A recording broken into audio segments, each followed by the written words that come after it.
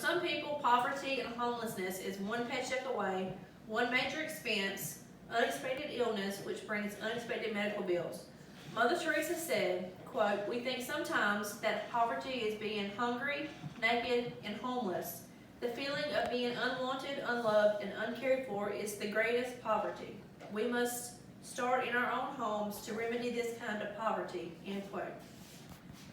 I have been a single mom, struggling, wondering how I make ends meet from week to week. Thankfully, I had a support system to lean on when times were tough, where many aren't as fortunate to have this.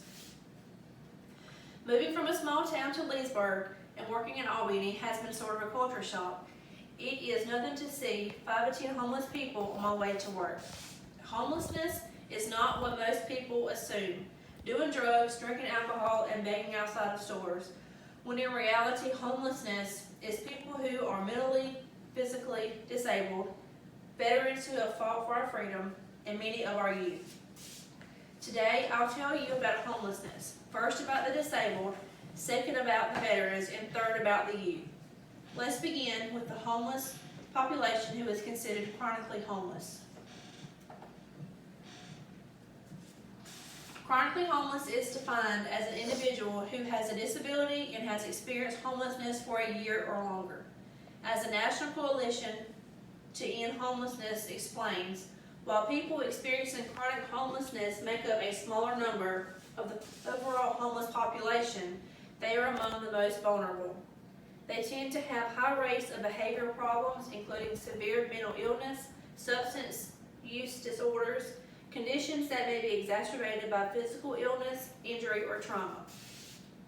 People with disabilities experience housing, healthcare, employment, and wage discriminations, preventing or making it difficult for them to secure sustainable housing and income to meet their basic needs. According to the Journal of Public Health Management, nearly 1/4 of these individuals experiencing homelessness has a disability, including physical, intellectual, or developmental, as well as mental health or substance abuse disorders. Disabled homeless people do not have adequate housing. People with mental disabilities have a more difficult time to be able to work enough hours to be able to afford housing. They also have a hard time finding a landlord who's willing to work with them. The communities in which they live has a great influence on them. Many shelters are inaccessible to the disabled and because of this, nearly 7 out of 10 sleep in dangerous locations. Also, the shelter workers aren't adequately trained to work with people with disabilities. Now that we've covered the homeless with disabilities, let's talk about the homeless veterans. There are 47,725, or about 8% of the homeless population, that are veterans. Homeless veterans have served in wars ranging from World War II to the most recent wars in Afghanistan or Iraq. Washington, D.C. has the highest rate of homeless veterans in the U.S. There is an estimated 50,000 homeless veterans on any given night, with about 1.4 million others at risk. According to the National Coalition of Homeless Veterans, 40% of those homeless range from age 31 to 50. Veterans from Vietnam War, nearly half the veterans that served during this war. Homeless vets who served during this era outnumber the soldiers who died during that war. While there are many homeless vets, there are nearly 550,000 unaccompanied single youth and young adults under the age of 24 who experience homelessness episodes of longer than a week.